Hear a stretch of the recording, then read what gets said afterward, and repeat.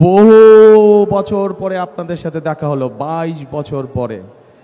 রাজশাহী জেলার বিভিন্ন উপজেলায় গিয়েছিলাম। নির্বাচনী জনসভায় কি হয়ে থাকে? নির্বাচনী জনসভায় এক দল আরেক দল সম্পর্কে বিভিন্ন কথা বলে থাকে। তবে আজকের এই নির্বাচনী সভাটা আমরা ভিন্নভাবে করতে চাই, ভিন্ন কথা বলতে চাই।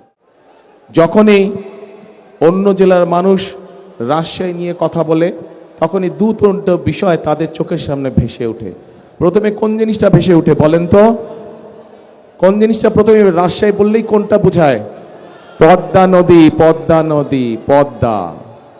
তো এখন কিন্তু দুঃখজনক ব্যাপার হচ্ছে, এই যে পদ্মাই বলেন, তিস্তাই বলেন, ব্রহ্মপুত্রই বলেন, যেই নদী বলেন, পানি আছে কোনো পানি নাই।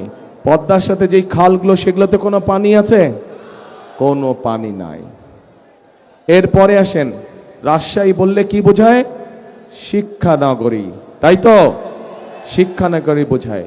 এই নগরীতে বহু শিক্ষিত, উচ্চ শিক্ষিত মানুষ আছেন, কিন্তু তাদের মধ্যে বহু মানুষ আজকে কর্মসংস্থানের অভাবে ঘরে বসে আছেন। ঠিক, এখানে আইটি পার্ক করেছে, কিন্তু কোনো কাজ হয় না। আইটি পার্কে হয় কোনো কাজ?